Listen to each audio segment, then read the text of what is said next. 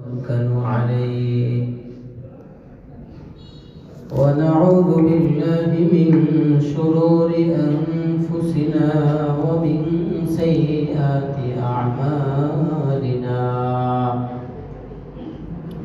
من يهده الله فلا مضل له ومن يضلله فلا هادي له. ونشهد أن لا إله إلا الله لا خالق إلا الله، لا محيي إلا الله ولا مميت إلا الله ولا رازق إلا الله. ونشهد أن سيدنا وسندنا وحبيبنا وحبيب ربنا وطبيبنا وطبيب قلوبنا ومولانا محمدا عبده ورسوله الذي أرسله الله تعالى إلى كافة الناس معلما. اللهم فصل وسلم عليه وعلى آله وأصحابه وأهل بيته وذرياته وعلماء أمته وفقهاء ملته ونجباء طريقته أجمعين. أما بعد فأعوذ بالله من الشيطان الرجيم. بسم الله الرحمن الرحيم. وإنه لعلم للساعة فلا تمترن بها واتبعون هذا صراط مستقيم.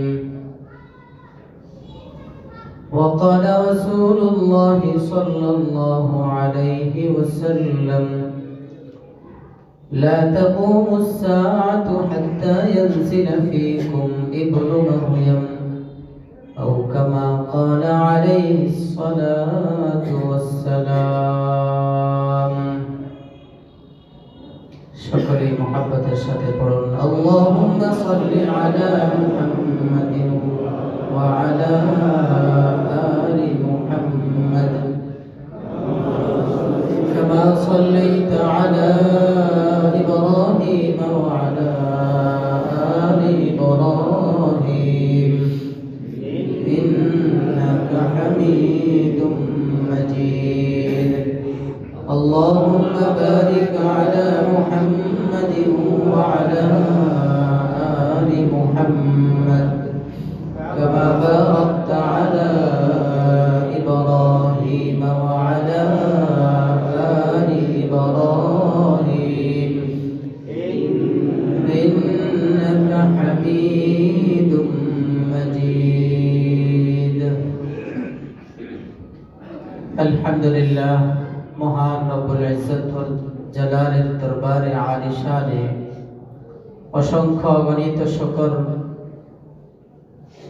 যে মহান রব্বুল আলামিন আমাদের সবাইকে হায়াতের মধ্যে বারাকাত দিয়ে তার ঘরে আসার বসার তৌফিক দিয়েছেন। শুকরিয়াতান পড়ি আলহামদুলিল্লাহ।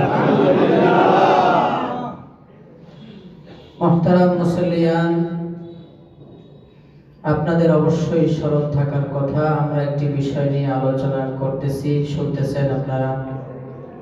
কিয়ামতের আলামতগুলো নিয়ে ছোট ছোট আলামতগুলোর আলোচনা আমরা শুনেছি। এরপর বড় আলামতের আলোচনা চলছিল গত 2 জুমআ ধরে। গত জুমআয় সেই ধারাবাহিকতায় আমরা দাজ্জাল এর আবির্ভাব, আত্মপ্রকাশ যে কিয়ামতের বড় একটি আলামত, সেই বিষয়ে শুনেছি, বিস্তারিত চেষ্টা করেছি যতটুকু সম্ভব। আজকে কিয়ামতের বড় আলামতের দুইটা শেষ, 3 নাম্বার নুজুলু সাইয়্যিদিনা ঈসা আলাইহিস সালাতু ওয়াত তাসলিম। 3 নম্বর কিয়ামতের বড় আরেকটি আলামত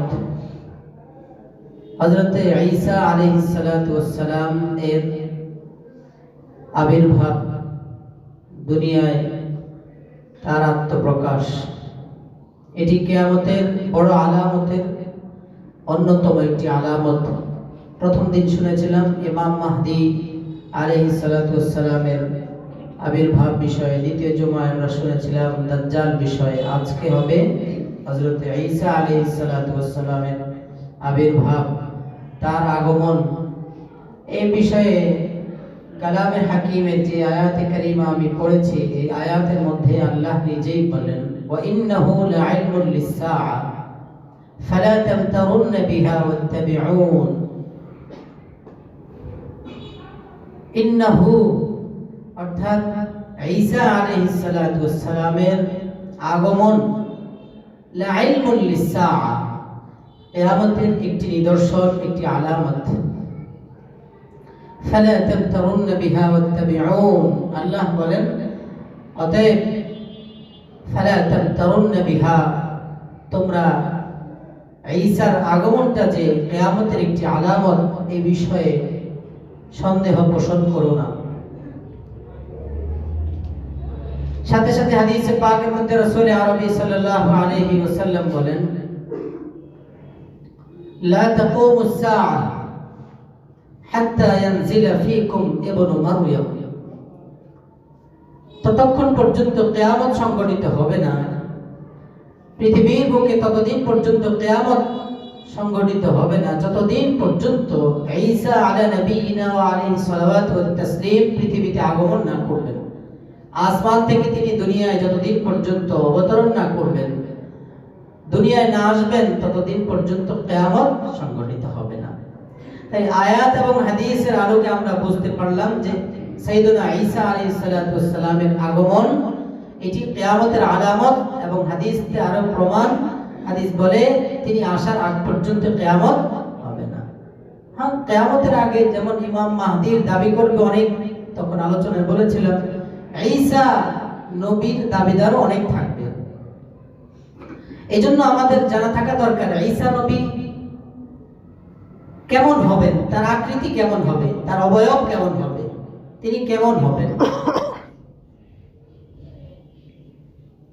এক হাদিসে পাকের মধ্যে রাসূল পাক সাল্লাল্লাহু আলাইহি ওয়াসাল্লাম বলেন, কিয়ামতের পূর্বে আমার ভাই ঈসা দুনিয়ায় আসবেন, তোমরা তাকে দেখেই চিনতে পারবা। আমি তার কিছু আলামত তোমাদেরকে বলে দিচ্ছি, শুনো। তখন অনেকগুলো আলামত রাসূল বলেছেন, তার মধ্যে রাসূল পাক সাল্লাল্লাহু আলাইহি ওয়াসাল্লাম বলেন তার একটি আলামত হুয়া মারবুউ,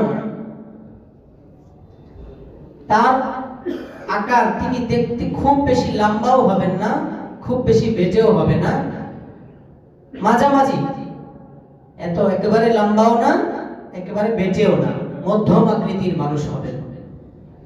ইলাল হুমরাতি ওয়াল বায়াদ, দ্বিতীয় আলামত তার বর্ণ কেমন হবে। রাসূল হাদিসের মধ্যে বলেন তিনি লাল সাদা, সাদা লাল মিশ্রিত একটি বর্ণে, তার শরীরটা সাদা লাল মিশ্রিত একটি বর্ণের হবে। দেখতে একেবারে ফুটফুটে লালও নয়, একেবারে সাদাও নয়, সাদার মধ্যে একটা লালের আভা প্রকাশ পাবে। 2 নম্বর 3 নম্বর আলামত রাসূল বলেন ঈসা দাবি করলেই হবে না, আমি তোমাদেরকে আলামত বলে দিচ্ছি। 3 নম্বর আলামত হাদিসের মধ্যে রাসূল বলেন বাইনা মুমাসসারাতাইন, ঈসা আলাইহিস সালাতু ওয়াস সালাম যখন পৃথিবীতে আসবেন তখন দুটো চাদর তিনি আবৃত করে, শরীরের মধ্যে দুটো চাদর থাকবে, এই দুটো চাদর পেঁচিয়ে যে আসবেন, এই দুটো চাদরের কালার হবে হালকা হলুদ বর্ণের। জাফরান যে রংটা, এই রংটাকে একটু গাঢ় থেকে আরেকটু হালকা করলে এটার মধ্যে হলুদ হলুদ একটা ভাব চলে আসে। এই মুমাসসারাতাইন রাসূল বলেন তখন তার গায়ের মধ্যে দুটো চাদর থাকবে, দুটো চাদরের রং হবে হলুদ। 3 নম্বর রাসূল তার পরিচয় দিতে গিয়ে বলেন তাকে কিভাবে চিনবা? কান্না রাসাহু ইয়াকতুর ওয়া ইল্লাম ইউসিবহু বালাল। ঈসা যখন পৃথিবীতে আসবেন তো প্রথমেই দেখতেই তাকে এতটা পরিষ্কার পরিচ্ছন্ন মনে হবে যে মনে হয়, হাদিসের তরজমা কি শুনে, কান্না রাসাহু ইয়াকতুর ওয়া ইল্লাম ইউসিবহু বালাল।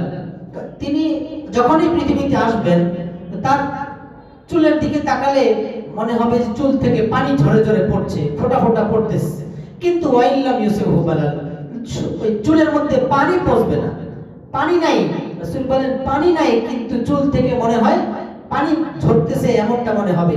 কি ব্যাখ্যা? এই হাদিসের সমর্থনে বুখারীতে আরেক রওয়ায়াত আছে যে তিনি যখন আসবেন চুলগুলো দেখা যাবে চুল ভিজা, ভিতর উপর থেকে চুল থেকে টপকে টপকে ফোঁটা ফোঁটা পানি পড়ছে, কিন্তু আসলে পানি নয়।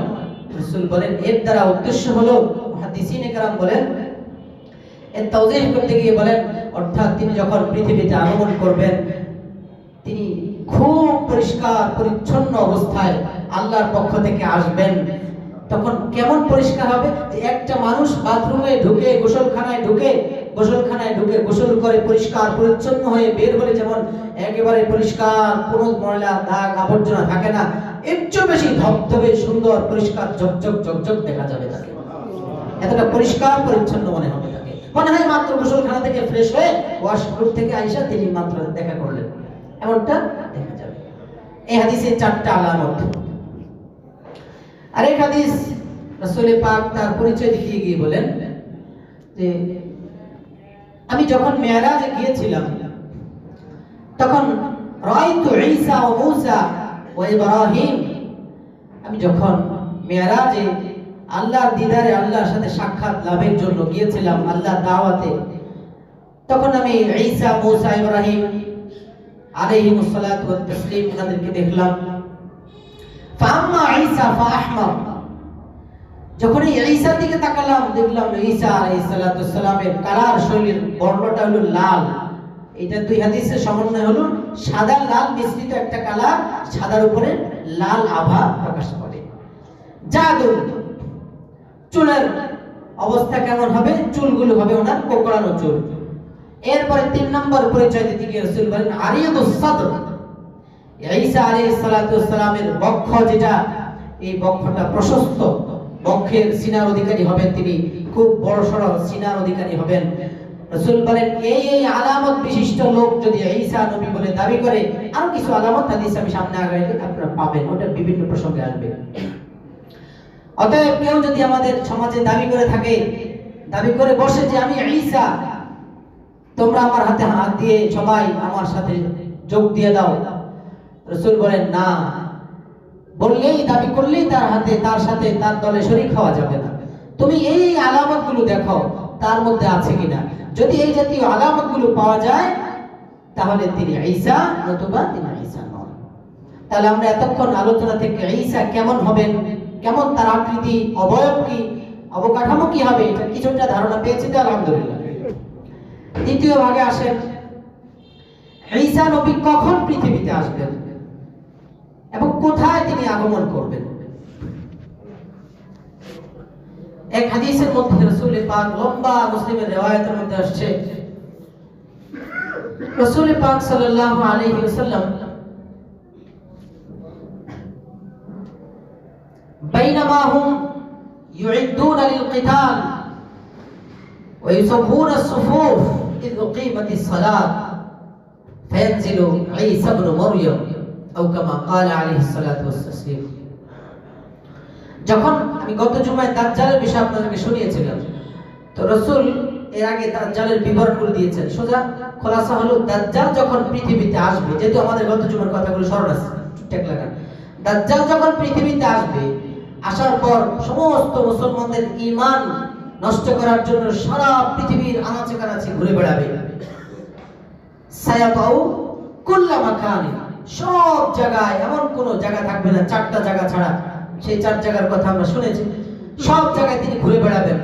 সে ঘুরে বেড়াবে দাজ্জাল, শুধু তার টার্গেট থাকবে মানুষকে বেঈমান করা।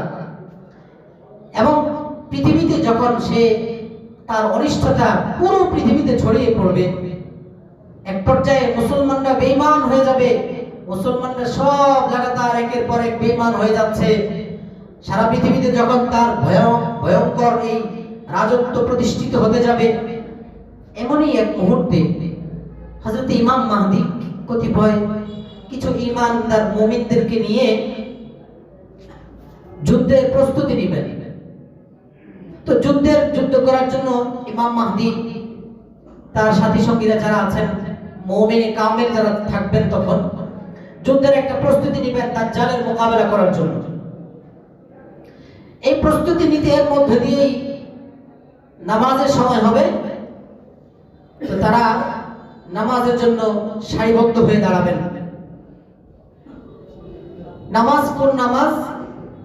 অন্য আরেক riwayat মধ্যে আছে বাইনামা ইমামুহুম ক্বাদ তাকাদ্দামা ইউসাল্লি বিহিমুস সুবহ। ফজরের নামাজের ইমামতি করার জন্য হযরত ইমাম মাহদী ইমামতির জায়গায় দাঁড়িয়ে যাবেন এবং দাঁড়ানোর পর ইকামত শেষ হয়ে যাবে। ওই মুহূর্তে সাইয়েদুনা ঈসা আলাইহিস সালাতু ওয়াস সালাম ফায়ানজিলু ঈসা ইবনে মারইয়াম, তখন তিনি আসবেন। তবে ঈসা আলাইহিস সালাতু ওয়াস সালাম তো ফজরের সময় যখন ফজরের নামাজের ইকামত হয়ে যাবে, জামাত দাঁড়াবে, এমন একটা মুহূর্তে ঈসা আলাইহিস সালাতু ওয়াস সালাম আসমান থেকে দুনিয়া অবতরণ করবেন। এখন আরেক হাদিস থেকে কোথায় এবং কখন এটা আরো স্পষ্ট পাওয়া যায়। সেই হাদিস হলো, একবার রাসূল দাজ্জালের বিবরণ, খুব লম্বা বিবরণ দিয়েছেন যে তার সাথে এই থাকবে, মাহু জান্নাতুন ওয়া নারুন ফানারুহু জান্নাতুন ওয়া জান্নাতুহু নারুন মাহু নাহরান ইয়াজরিয়ান আহাদুহুমা রা'য়াল আইন মাউন আবিয়াদ ওয়া আহাদুহুমা ওয়াল আখার রা'য়াল আইন নারুন তাআজ্জাদ। রাসূল বলতেছিলেন যে আচ্ছা দিচ্ছি, তো রাসূল এই হাদিসের মধ্যে দাজ্জালের বিবরণ দিচ্ছেন যে দাজ্জাল তার ভয়াবহ এই অনিষ্টতা পৃথিবীতে বিস্তার করবে। তার ডান দিকে জান্নাত, বাম দিকে জাহান্নাম, এক পাশে তার সাথে নহর চলতে থাকবে। এরপরে মানুষকে হত্যা করবে, হত্যা করতে করতে সমস্ত মুসলমানদেরকে নিয়ে বাইতুল মাকদিস মুকাদ্দাসে সে ঢুকিয়ে ফেলবে, ইত্যাদি বিবরণ দিতে গিয়ে এক পর্যায়ে রাসূল বলেন যে দাজ্জাল এত ক্ষমতাবান হবে যে আসমানকে যখন ফায়াকুরুস সামা ফাতামতুর, আসমানকে বলবে আসমান বৃষ্টি দাও, আসমান বৃষ্টি দিবে, ওয়াল আরদা ফাতামবুত, জমিনকে বলবে ফসল দাও, জমিন ফসল দিবে। এই জাতীয় যে বিবরণগুলো দাজ্জালের রাসূল দিচ্ছিলেন, দিয়ে এক পর্যায়ে বলেন ফাবাইনামা হুয়া কাযালিক ইয বাআসাল্লাহুল মাসীহ ইবনে মারইয়াম। পৃথিবীর অবস্থা যখন এমনটা হবে যে পৃথিবীতে দাজ্জালের এই ভয়াবহ রাজত্ব বিস্তার চলবে, এমনই এক মুহূর্তে ইয বাআসাল্লাহুল মাসীহ ইবনে মারইয়াম, এই অবস্থাতেই আল্লাহ আসমান থেকে ঈসা ইবনে মারইয়াম, হযরত ঈসা আলাইহিস সালাতু ওয়াস সালামকে পৃথিবীতে পাঠাবেন। ফায়ানজিলু আলাল মানারাতিল বাইদা, ঈসা আলাইহিস সালাতু ওয়াস সালাম যে পৃথিবীতে আসবেন, আলাল মানারাতিল বাইদা শারকিয়া দিমাশক, তখন তিনি আসবেন সিরিয়ার রাজধানী দামেস্ক। এই দামেস্কের পূর্বাঞ্চলে একটি মসজিদ আছে, রাসূল বলেন ওই মসজিদের মিনারা হবে আল বাইদা, সাদা। তিনি আসমান থেকে মাহরুদাতাইন বাইনা মাহরুদাতাইন, জাফরান রঙের, যেটাকে একটু হালকা করলে হলুদ বর্ণের, এমন দুটো চাদর পরিহিত অবস্থায়, আলা আজনিহাতি মালাকাইন, দুজন ফেরেশতার কাঁধে ভর করে, ফেরেশতাদের কাঁধে হাত দিয়ে আসমান থেকে আল্লাহ রাব্বুল আলামিনের পক্ষ থেকে ফেরেশতাদের কাঁধে ভর করে ওই দামেস্ক নগরীর, সেই দামেস্ক সিরিয়ার রাজধানী দামেস্কের পূর্বাঞ্চলে শারকিয়া দিমাশক, পূর্বের দিকে যে মসজিদ, সেই মসজিদের মিনারা সাদা হবে। ওই সাদা মিনারের উপর দুইজন ফেরেশতার হাতে ভর করে তিনি আসবেন। মিনারের উপর যখন নামবেন সিঁড়ি দিয়ে, তখন তিনি ওই মসজিদের ইমামতি তখন এমন সময় নামবেন যখন ফজরের জামাতের ইকামত হয়ে গেছে। ইমামতির জায়গায় আছেন হযরতে মাহদি, ইমাম মাহদি আলাইহিস সালাতু ওয়াস সালাম। ইমাম মাহদি যখন একটা ইকামত শেষ, এখন আল্লাহু আকবার বলবেন, ফাল ইমাম ফাজালা যালিকাল ইমাম ইয়ামশি ইয়ানকুসু আল কাহকা, ফাজালা যালিকাল ইমাম ইয়ানকুসু। তখন ইমাম পিছন দিকে একটু কেমন জানি নড়াচড়া ভাব, তাকবীর না বলতেই তিনি পিছন দিকে তাকিয়ে দেখবেন সাইয়েদনা ঈসা আলাইহিস সালাতু ওয়াস সালাম দাঁড়িয়ে আছেন পিছনে মুক্তাদির কাতারে। ওই সময় ইমাম মাহদি, তিনি যদিও ইমাম মাহদি কিন্তু তিনি তো আর নবী না, তো নবীর সম্মান দেখাতে গিয়ে তিনি পিছন দিকে সরে আসবেন। পিছন সরে এসে বলবেন, কাদ্দিম ফায়সাল্লি বিন নাস, আপনি সামনে আসেন, তাদেরকে নিয়ে নামাজ পড়ান। তখন হযরতে ইমাম মাহদির এই প্রশ্নের জবাবে সাইয়েদনা ঈসা বলবেন, ইন্নাহা কাদ উকিমাত লাক, এই ইকামত তো আপনার ইমামতিতে নামাজ পড়ার জন্যই দেওয়া হয়েছে। আমি যদিও নবী হতে পারি, কিন্তু আজকের ইমামতির এই সৌভাগ্য আল্লাহর নবীর এই উম্মত, আল্লাহর নবীর বংশধর, আপনাকে দিয়ে এই ইমামতি করার জন্যই আল্লাহ পাকের পক্ষ থেকে ফয়সালা তাকরিমাতান লিহাদিহিল উম্মাহ, এটা আপনার এই উম্মতে মুহাম্মাদীর সম্মানার্থে আল্লাহ পাক এর পক্ষ থেকে ফয়সালা, আপনি ইমামতি করবেন, আমি মুক্তাদির কাতারে দাঁড়াবো। তখন মুক্তাদি হবেন হযরতে ঈসা, একজন নবী হওয়া সত্ত্বেও তিনি মুক্তাদির কাতারে, আর ইমামের জায়গায় হযরতে ইমাম মাহদি আলাইহিস সালাতু ওয়াস সালাম। ইমামতি শেষ, নামাজ পড়া শেষ, এই মুহূর্তে ইমাম মাহদির সাথে এখন যারা আছেন সবাই পাক্কা মুমিন। কারণ ইমাম মাহদির সাথে দাজ্জালের সংঘর্ষ গত জুমায় চলছেন না, চলছিল। সর্বশেষ মদিনাতুল মুনাওয়ারায় যখন সে হামলা করতে চেষ্টা করবে, তখন ঢুকতে পারবে? তখন সে তার ক্ষমতা দেখানোর জন্য বলবে না, যেই লোক দেখে বলবে আশহাদু ইন্নাকাদ দাজ্জাল আন্নাকাদ দাজ্জাল, একজন যুবক যার ভিতরে ঈমান মদিনায় ঢোকার চেষ্টা করবে, তখন মদিনায় একটা ভূকম্প হবে, ঢুকতে পারবে না, ফেরেশতা দাঁড়িয়ে থাকবে তরবারি হাতে নিয়ে, মার দিবে আর ঢুকতে পারবে না, পাশে গিয়ে আস্তানা গাড়বে। তখন এই মদিনার মধ্যে কিন্তু ভূকম্প হবে, একের পর এক তিনটা, একটার পর একটা যখন হবে, মদিনার সব মুনাফিক ফাসিক ফুজ্জার যা আছে একটাও মদিনায় তখন থাকবে না, সবগুলো বের হয়ে দাজ্জাল যে বাইরে আস্তানা গাড়ছে ওখানে দাঁড়াবে। যত ইহুদি আছে, যত মুনাফিক, যত কাফির ফাসিক, সবগুলো ইহুদিদের দালাল যারা আছে, কাদিয়ানী সম্প্রদায় যারা আছে, সবগুলো এসে তখন মদিনায় যদিও আগে ছিল, এখন আর এই ভূকম্পের পরে থাকতে পারবে না।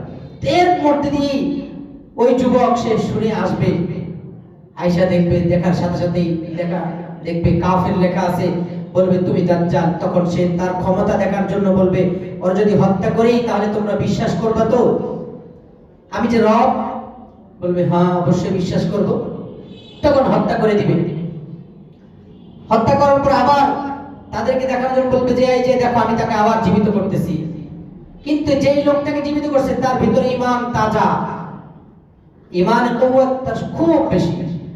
হত্যা করে যখন আবার জীবিত করবে, তখন ওই যে চালা চামুন্ডা যেগুলো আছে সব মদিনার বাইরে গুলো সব দাজ্জালের উপর ঈমান আনা ফেলবে। দেখা ওই মুহূর্তে যুবকটা বলবে, আরে ইন্নাকা বাদা হাযাল ইয়াওম, আমি ইন্নী কুনতু ফি শাক্কিন ক্বাবলা হাযাল ইয়াওম, আজকের পূর্বে আমি তোমার ব্যাপারে সন্দিহান ছিলাম তুমি দাজ্জাল কিনা, কিন্তু এই মুহূর্তে আমি নিশ্চিত হয়ে গেলাম তুমি যে কানা দাজ্জাল।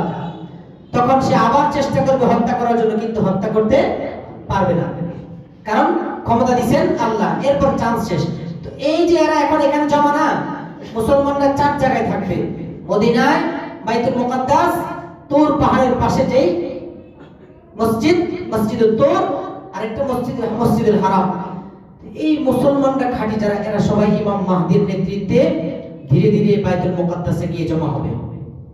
নামাজ যেই মসজিদে শেষ হইল, ওই মসজিদে এখন ইমাম মাহদি আছেন, ঈসা আলাইহিস সালাতু ওয়াস সালাম আছেন, ইমাম মাহদির অনুসারী যারা সবাই থাকবেন সেই শারকিয়া দামেস্কের মসজিদ, পূর্বাঞ্চলে যে মসজিদ, সাদা মিনার বিশিষ্ট যে মসজিদ, যেখানে ঈসা আলাইহিস সালাতু ওয়াস সালাম আসেন।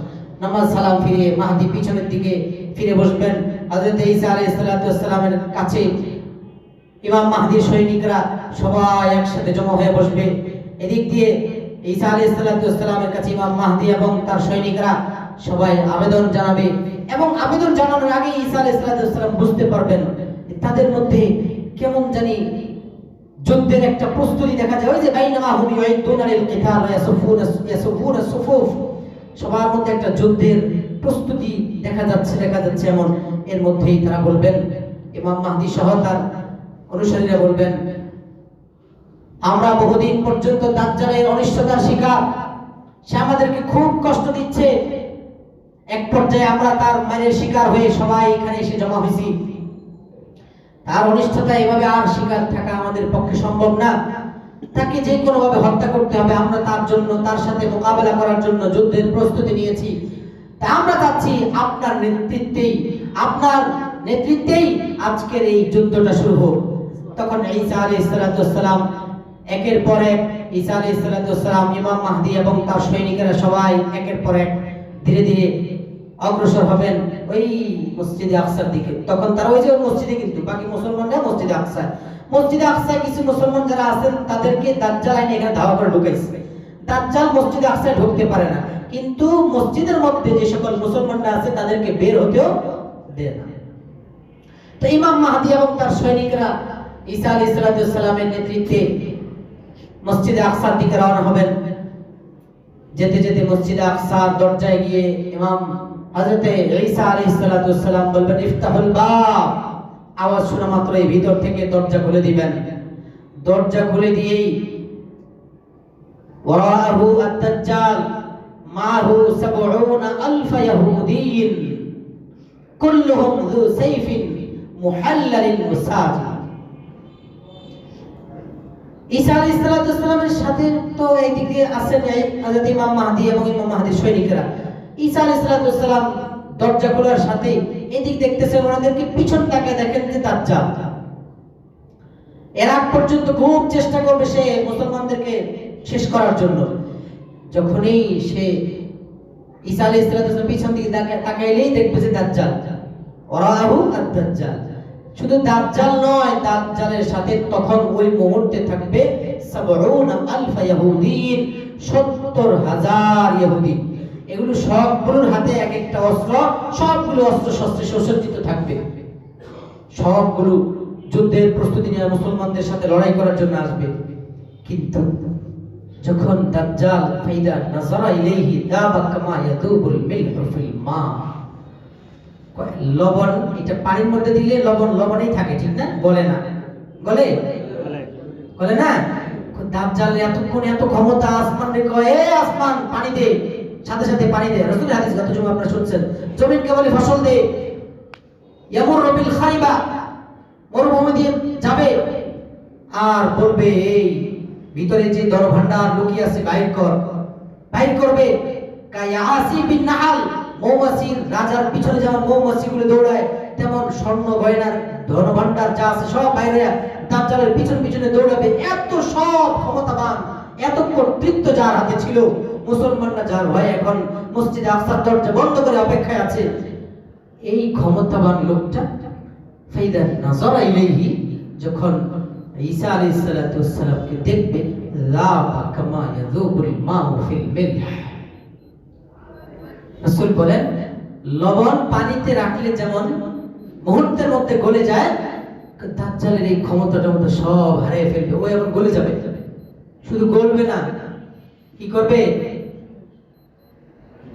চেষ্টা করবে ভাগতে, পলায়ন করতে চেষ্টা করবে। হারেবা, যখন সে ইয়ামতালিকু হারেবা, দাজ্জাল ঈসা আলাইহিস সালামকে দেখা ওই ক্ষমতা সব শেষ, খুব দৌড়াবে প্রাণে বাঁচার জন্য।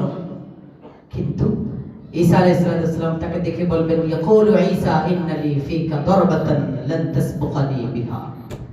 দাজ্জাল কোথায় যাও? আল্লাহ আমাকে তোমাকে মারার জন্য একটা ক্ষমতা দিয়েছেন, একটা আঘাত করতে আল্লাহ আমাকে শক্তি দিয়েছেন। তুমি যেখানেই যাও আমার এই আঘাত থেকে বাঁচতে পারবে না। দৌড়াবে। ঈসা আলাইহিস সালাম তাকে খুব সহজেই ধরে ফেলবেন, এক আঘাত করবে, ফায়াকতুলহু ফায়াহসিমুল্লাহুল ইয়াহুদ। দাজ্জালকে মুহূর্তের মধ্যে আঘাত করার সাথে সাথে ওটা শেষ হয়ে যাবে, কতল নিস্তেনাবুদ হয়ে যাবে পৃথিবী থেকে। আচ্ছা, এখন তার যেগুলো দলবল আছে ওগুলো, এখানে হাদিসে রাসূল বলেন ফায়াহজিমুল্লাহুল ইয়াহুদ, ওই মুহূর্তে আল্লাহ শুধু দাজ্জালকে হত্যা করবেন না, ইহুদি যেগুলো 70,000 ওর সাথে, তখন ওই মুহূর্তে 70,000 অস্ত্র শস্ত্র হাতে নিয়ে রাসূল বলেন ওই সময় ইয়াহজিমুল্লাহ, আল্লাহ তাআলা এই ইহুদিদেরকে ঈসা নবীর মাধ্যমে সবগুলোকে একবারে পৃথিবী থেকে নিশ্চিহ্ন করে দিবেন। একটা ইহুদিও থাকবে না। আপনারা ওই যে পিছনে আলোচনা যখন করছিলাম বাইতুল মাকদিস ছোট আলামত কিয়ামতের, যে চূড়ান্ত বিজয়টা যখন যতদিন না আসবে কিয়ামত আসবে না, ছোট আলামতগুলোর একটা আলামত ছিল বাইতুল মাকদিসের চূড়ান্ত বিজয়। সেখানে আমি বলছিলাম যে হাত্তা ইয়াহতাবি আল ইয়াহুদ মিন ওয়ারাইল হাজার আও ইশ-শাজার, তখন ইহুদিরা তাদের লিডার যে সেটা এখন নাই, দাজ্জাল শেষ না, এখন সবগুলো একবারে দুর্বল হয়ে যাবে। এতদিন কি ক্ষমতা এদের, এখন আর ক্ষমতা নাই, এখন সবগুলো দেখবে লিডার এখন তো নাই, আমাদের কি অবস্থা হবে? সবগুলো মিন ওয়ারাইল হাজার আও ইশ-শাজার, কিছু গাছের পিছনে, কিছু পাথরের পিছনে, একটা পিছনে পড়াতে থাকবে। কিন্তু আল্লাহ পাকের ক্ষমতা, আল্লাহ পাকের কুদরত, সেদিন গাছ কথা বলবে, গরু কথা বলবে, পাথর কথা বলবে। ফায়াকুল ইয়া মুসলিম ইয়া আব্দুল্লাহ হাদা ইহুদিয়ুন খালফি, এই যে মুসলিম কোথায় যাও, এই যে আমার পিছনে ইহুদি আছে, খালফি ফাতাল ফাকতুল, ওরে ধরো কচু কাটা করো। এক একটা করে সব ইহুদি পৃথিবী থেকে নিশ্চিহ্ন করে দিবেন আল্লাহ পাক। তখন পৃথিবীতে মুসলমানদের রাজত্ব থাকবে, মুসলমানরাই রাজত্ব করবে। তবে ঈসা আলাইহিস সালাম পৃথিবীতে 40 বছর থাকবেন।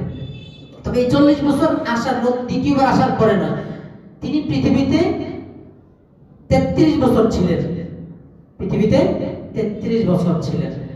33 বছর থাকার পর আল্লাহ তাকে উঠিয়ে নিয়েছেন। এরপর যে আসবেন, আসার পরে 7 বছর বসবাস করবেন পৃথিবীতে। তো ওই সময় আল্লাহ পাক তাকে একটা মুজিজা দান করবেন। হাদিসে আসছে ওয়া নাফাসুহু হাইথু ইয়ানতাহি তারফুহু, আও কামা ক্বাল হাইথু ইয়ানতাহি তারফুহু। আল্লাহ পাক ঈসা আলাইহিস সালাম এই 7 বছরে কিভাবে সারা পৃথিবী থেকে সমস্ত ইহুদি ছড়ানো ছিল না, কিভাবে এগুলো সব সমস্যা শেষ করবেন। তো এই হাদিসের মধ্যে আসছে রাসূলকে আল্লাহ পাক একটা মুজিজা, ঈসা আলাইহিস সালামকে একটা মুজিজা দান করবেন, সেটা হলো শ্বাস প্রশ্বাসের মুজিজা। দাজ্জালকে তো আঘাত করবেন, কিন্তু ওনাকে আরেকটা মুজিজা দান করবেন, সেটা হলো শ্বাস প্রশ্বাসের মুজিজা। আমরা শ্বাস ফেললে 2-4 আঙ্গুল পরে আর যায়, কিন্তু ঈসা আলাইহিস সালাম হাইথু ইয়ানতাহি তারফু, দৃষ্টির শেষ সীমা পর্যন্ত তার এই শ্বাস যাবে। এই শ্বাস গিয়ে মুমিনদের শরীরে লাগবে, লাগার সাথে সাথে তার ঈমান তাজা হয়ে যাবে, সতেজ সজীব শরীর হয়ে যাবে। আবার বেঈমানের শরীরে লাগবে, ওটা মুহূর্তের মধ্যে ফায়াক্তুন, শেষ। ইহুদির শরীরে লাগবে, শেষ। মুসলমানের শরীরে লাগবে, সজীব হয়ে যাবে, সতেজ হয়ে যাবে। হাদিস বুখারীর riwayat, হাইসু ইয়ানতাহি তারফু, দৃষ্টির শেষ সীমা পর্যন্ত এই শ্বাস পৌঁছবে। এই পর্যায়ে ঈসা আলাইহিস সালাম দাজ্জালকে হত্যা করবেন এবং ইহুদিদেরকে পৃথিবী থেকে।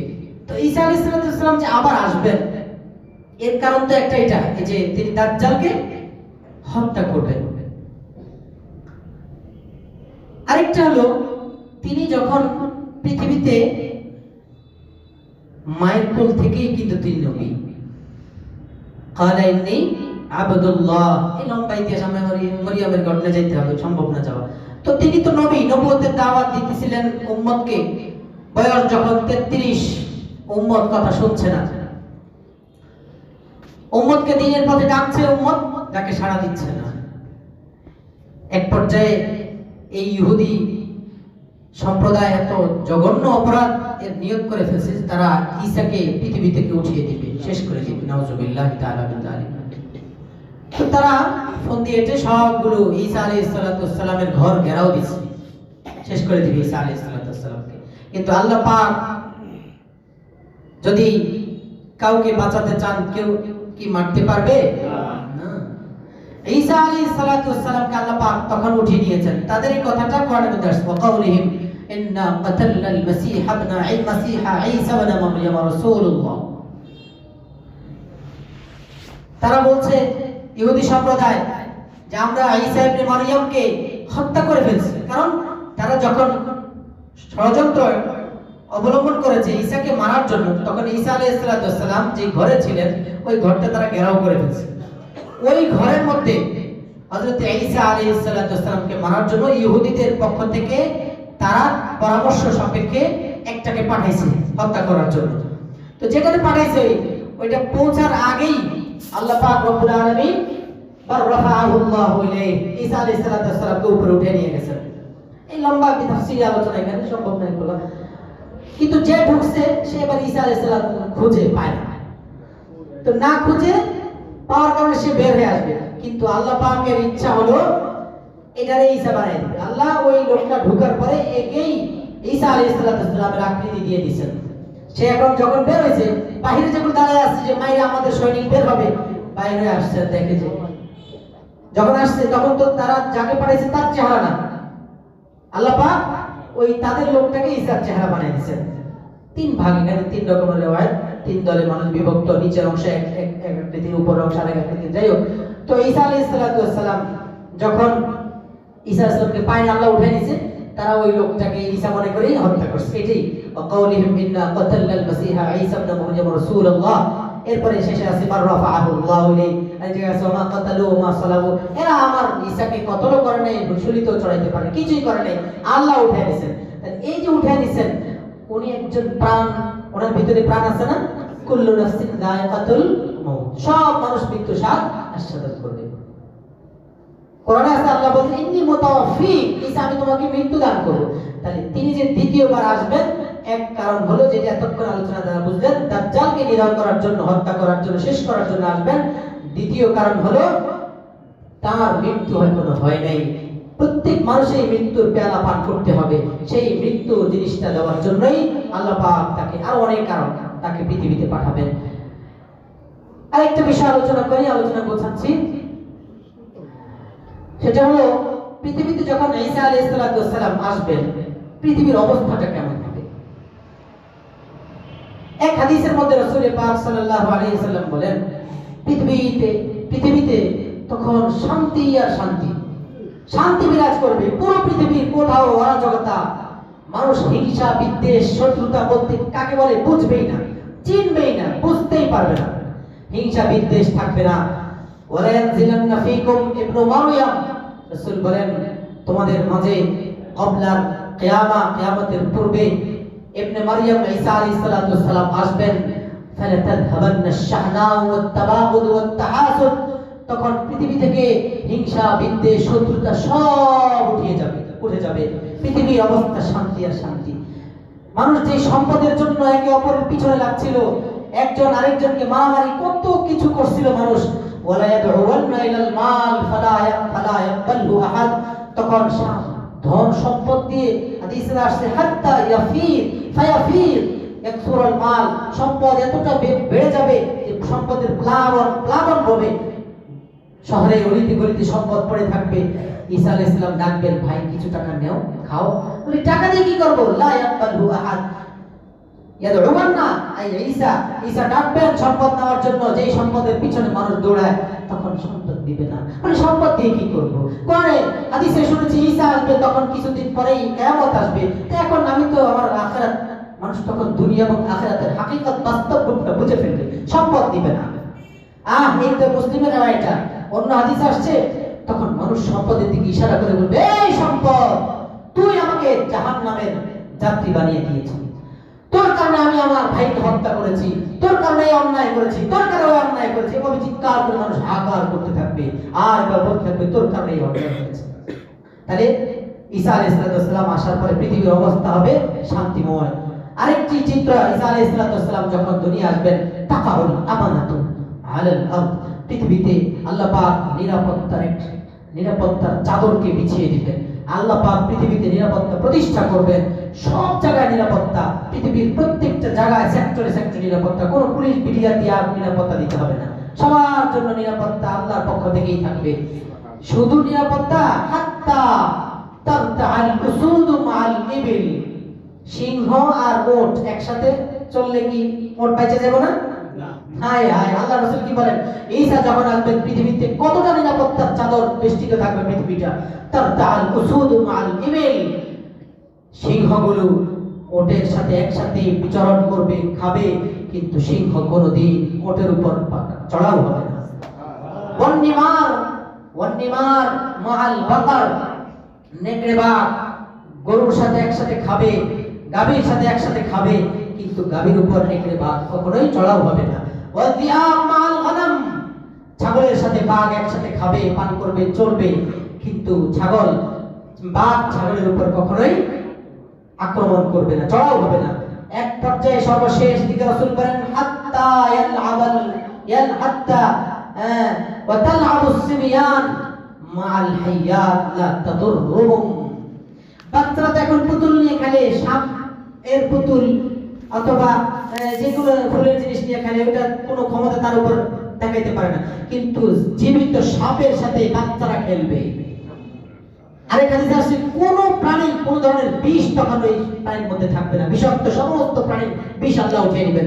এই হাদিস বলেন তার কাল ইয়ালাবুস সিবিয়ান মাল হাইয়াত, সাপের সাথে খেলবে, সাপের সাথে ওদের খেলাধুলা করবে, বলে তাদুররুহুম, কিন্তু সাপ এদেরকে কোনো ধ্বংস করবে না, কষ্ট দিবে না, সাপ তাদেরকে কোনো কষ্ট দিবে না। সর্বশেষ চিত্র যেটা হাদিসে পাকের মধ্যে রাসূল বলেন,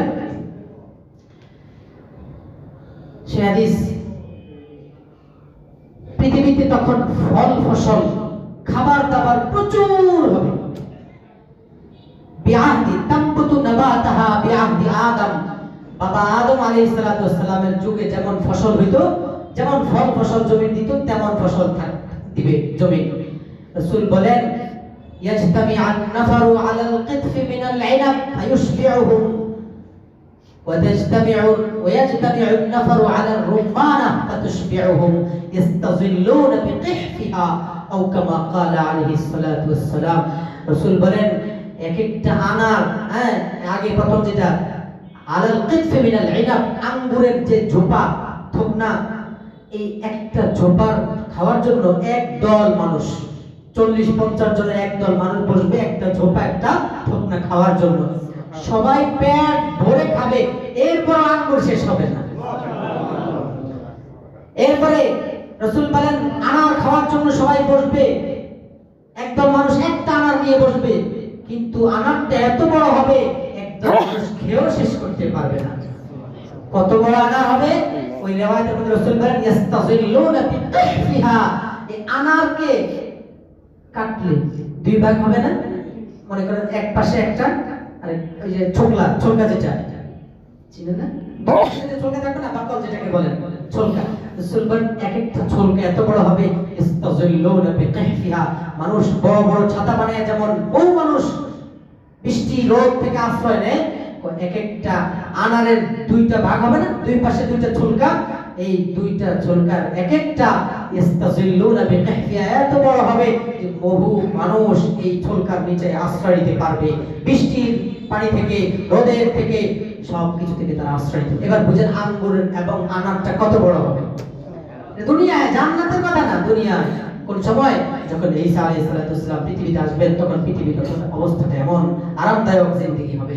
আল্লাহ পাক যে কথাগুলো বলেছি বুঝে নিজের ঈমানকে আরো বেশি মজবুত করার তৌফিক দান করুন। যারা কবিলার জন্য সুন্নাত পড়েননি, মেহেরবানি করে সুন্নাতগুলো পড়ে নেন।